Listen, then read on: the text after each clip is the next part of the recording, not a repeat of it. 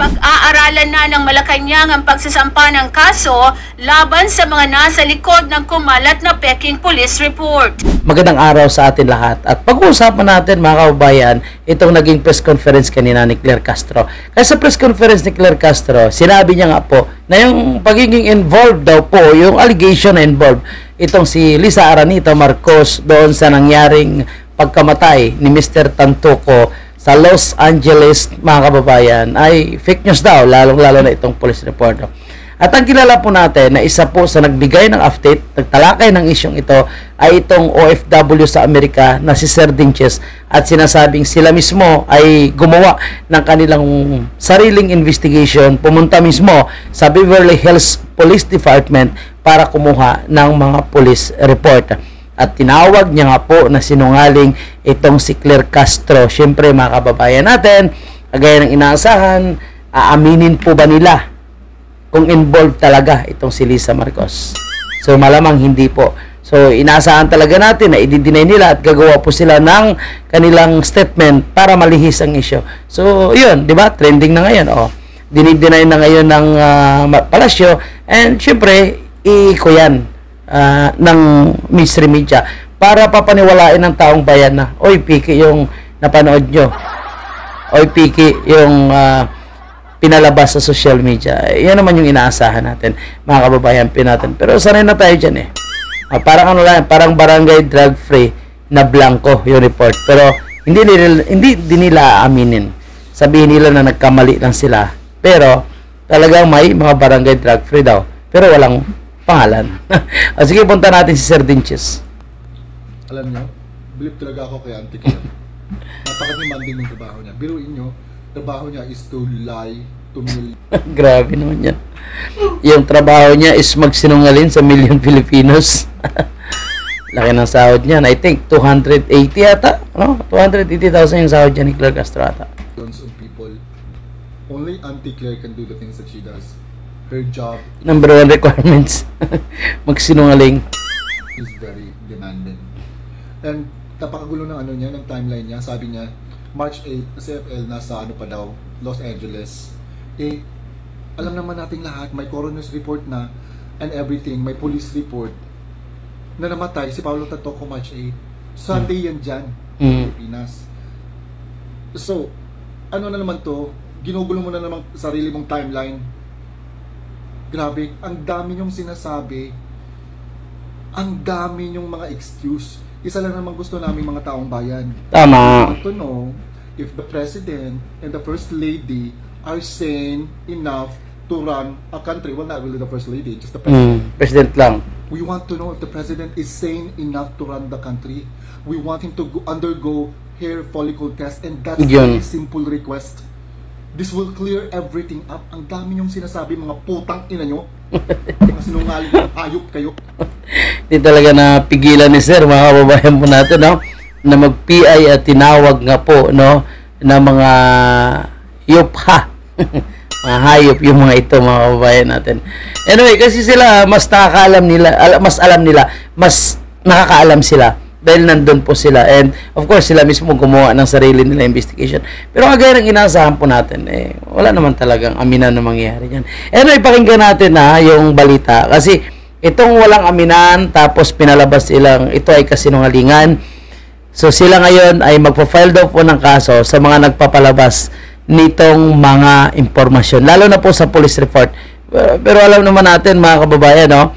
Ito talaga yung kanilang paraan. Kung kayo magingay, kung kayo po ay ibubulgar nyo sila, kaso po ang inyong kakaharapin. So, ito yung ginagawa ng Marcos administration ngayon. Tingnan nyo yung mga ginagawa na sa alis sa mga Duterte. Ito si Risa Ontiveros. Itong si Commodore Tariela. So, lahat yan nasa gobyerno ni Marcos Jr. Pari-pariho po sila ng strategiya. Boying Rimulya. Torre. Pari-pariho nga. Ito pa na rin balita. Maring pinabulaanan ng Malacanang ang lumalabas na police report at nagdadawit kay First Lady Liza Marcos sa pagkamatay ng negosyanteng si Juan Paulo Tantoco. At nilinaw rin ng palasyo na hindi po nagkasama sa hotel room ang First Lady at si Tantoco kung saan po namatay ang negosyante, at hindi rin ito kasama sa official entourage ng unang ginang. dahil dyan, pag-aaralan ngayon ng Malacanang ang pagsasampa ng kaso laban sa mga nasa likod nito na binansagan naman ng Malacanang na mga obstructionist. Report mula kay Eden Santos. Ang sinasabing Teka lang mga kababayan natin, bago natin puntahan si Miss Eden Santos, no? Hindi siya pinapayagan ngayon na hindi siya pinapayagan na mag-question ngayon doon, no? Iba po yung nagtatanong eh. Nakita ko siya doon sa isang video na nahagilap siya ng video ng RTBM, pero hindi na po siya tinatawag para mag-question. Bakit kaya mga kababayan? No? Allergy na kaya si Claire Castro sa kanya? Patuloy natin to. sa report na naipost sa Facebook ay isang malaking kasinungalingan. Okay. Fake news. Yan ang sinabi ng palasyo kaugnay sa isang police report na kumakalat sa social media kung saan nakalagay sa ulat na kasama si First Lady Liza Araneta Marcos sa hotel ng matagpuang patay ang negosyanteng si Juan Paulo Tantoco. Sa press briefing sa Malacanang, sinabi ni Presidential Communications Office Undersecretary Claire Castro na idinagdag lang ang impormasyon na nasa Facebook na may guhit na kulay pink. So, yun nga po sinasabi niya na dinagdag lang po itong pangalan na ito mga kababayan po natin. Itong mga detalye, no? And of course, ano ba yung ginawa nila mga kababayan po natin? Always naman nila dinideny. Pero ang report na ito, nakita nga natin na may perma. And kung talagang ito po ay fake news, siguro, obligasyon din po ng palasyo o yung tagapagsalita na si Claire Castro na mag-provide po sila ng totoo na police report kung ito po ay fake news. Kung fake news ito, sabihin natin fake news, pero dapat magpakita po sila ng katotohanan, dapat may signature din. Now, and ako naniniwala na isa po sa purpose ng pagpunta ni Bongbong Marcos sa Amerika ay paplansyahin ito, mga kababayan. Pagbabatayan pa rin ang police report na sinasabing peke ni Castro. Lumilitaw na kasinungalingan din ba ang report ng medical examiner na cocaine effect ang dahilan ng pagkamatay ni Tantoco. Di ba? So, komplikado nga. Ito ang sinasabi ni Sir Dinches, no? Na ginugulo niya yung kanyang timeline, yung mga oras na sinasabi niya, ginugulo niya. Kasi kung isa-isahin at i-debunk talaga ng mga investigators, ng mga masisipag, no?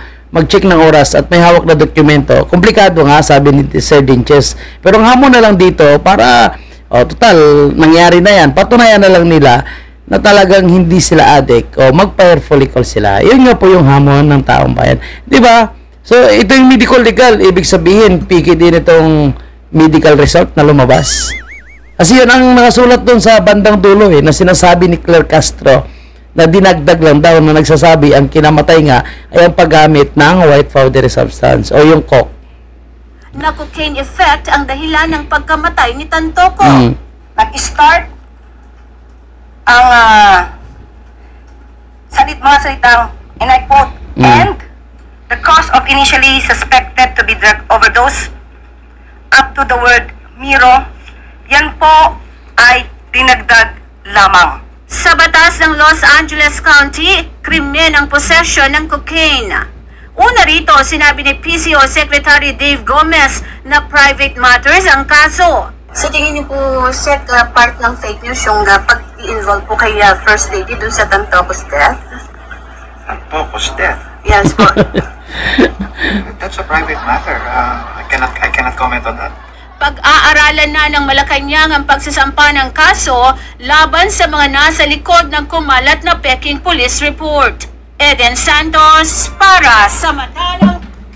So, yan po mga kababayan natin, at yan, magpa-file daw po sila ng kaso sa mga nagpapakalat, yung mga source nitong peking police report. Alam nyo, yan, Amerika yan mga kababayan po natin. Hindi mo pwedeng i-falsificate yung dokumento nila. At alam natin kung saan galing yung report na yan, di ba? Na una na nga, nakita na nga po yan ni BP Sara So, siyempre, alam natin pa sinungalingan nila. Pero para sa akin, hindi basta-basta mo dagdagan or bawasan ang police report dahil delikado yan, mga kababayan po natin. So, makukulong po kung sino man ang gumawa niyan. Hindi sa Pilipinas, kundi sa US dahil document niyan, no? Ng US government, sa police department mismo. Tapos, ipapalsify mo, babaguhin mo, dadagdagan mo. Kaya ano yan, kaduda-duda yan ang kanilang sinasabi, mga kababayan po natin. And kung ano yung sinasabing dinudugtong, yun din po yung lehitimong result, no, ng medico-legal kung paano po namatay itong si Mr. Tantoco, mga kababayan natin. And ang sinasabi nila na ito po is private matter, hindi siguro private matter, mga kababayan. Kasi nga, yung asawa mismo ni Mr. Tantoco na si Dina Arroyo Tantoco, na siya namang Deputy Social Secretary to the President, ay kasama mismo nila. And nakita naman natin sa mga video, no, kumakain sila, kumakanta sila, ay magkasama po itong mga entourage, no, na nag-i-enjoy, at sila rin po yung nandun sa mga event. Kaya mahirap ang sinasabi ni Claire Castro na hindi siya kasama sa entourage. And maganda rin pong sinasabi ng isang dating general, hanapin natin. May sinasabi ang isang dating general. Ano sinasabi niya? And yung pangalan niya po ay si Orlando De Leon, miyembro ng AFP o retired general. Ang sabi niya dito ng isang retired general, may paalala kay Castro na hindi siya tagapagsalita ng unang ginang. Sa bagay, no? Siya ay tagapagsalita ng palasyo ng presidente at hindi po ni Liza Marcos. Sabi niya pa dito, ibinahagi ni retired General Orlando De Leon na hindi dapat dinidefensahan ni Presidential Communication Office Undersecretary Claire Castro si First Lady Liza Marcos. Ayon pa kay De Leon nga, hindi umano opisyal ng gobyerno ang unang ginang. Pero kung hindi sila opisyal ng gobyerno, yung trip nila papunta sa Amerika is government sponsored yun. Pwede pala yun. Sa bagay, lahat kasi pwede nilang gawin. Ipinagtaka rin ni De Leon kung bakit ginastusan ng gobyerno ang pagpunta ni Marcos sa Beverly Hills, California bilang parte ng Manila International Film Festival. Yan nga po yung sinasabi natin. At mayroon pa silang PSG at binigyan pa sila ng security mula sa US government, no? Paano yun? Hindi naman nga sila, no, i-official ng gobyerno. So ibig sabihin ngayon, ang nagpapatakbo pala ng ating bansa, no, at nagpapakilalang official ay si Liza, no? And of course, again, ang isa po sa sinasabing kasama ni Liza ay itong di umano ay jowa nitong si Sandro Marcos. Magkaalaman naman yan, mga kababayan po natin. Ang pinaka-bottom line dyan, nahamon sa kanila is patunayan nila na talagang hindi sila involved sa anumang paggamit ng illegal na gamot sa pamamagitan ng hair follicle. Yun lang talaga. Kasi pag negative siya, alangan i-connect siya dyan, di ba? Yan ang police report na sinasabi nila. Itong nasa ilalim, ha, mga kababayan po natin na yan. Okay? So yung may marka na yan, yan ang sinasabing police report na dinagdag.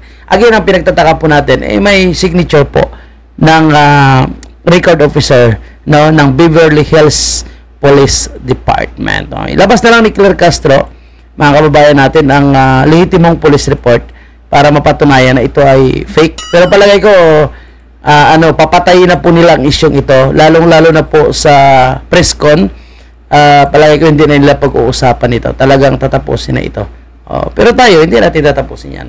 Ituloy-tuloy lang po natin yung update hanggat hindi po sila sumasagot, hanggat hindi po sila nagpapaliwanag, at pipressure rin po natin si Amy Marcos na mag-investigate dahil pera po ng gobyerno yung nilostay dito. And of course, yung dalawang senador na sinasabi natin, si Chis Escudero, Jingo Estrada, at mag-asawang Prasco na nandun din, baka gusto nilang magpaliwanag. Baka lang, no? Para malinis din nila yung kanilang mga pangalan sapagkat nandun po sila kasama sa entourage, mga kababayan. Okay, maraming salamat. Bukas po yung ating comment section, so pwede kayo mag-comment sa inyong mga opinion patungkol po sa ating napag-usapan. Maraming salamat.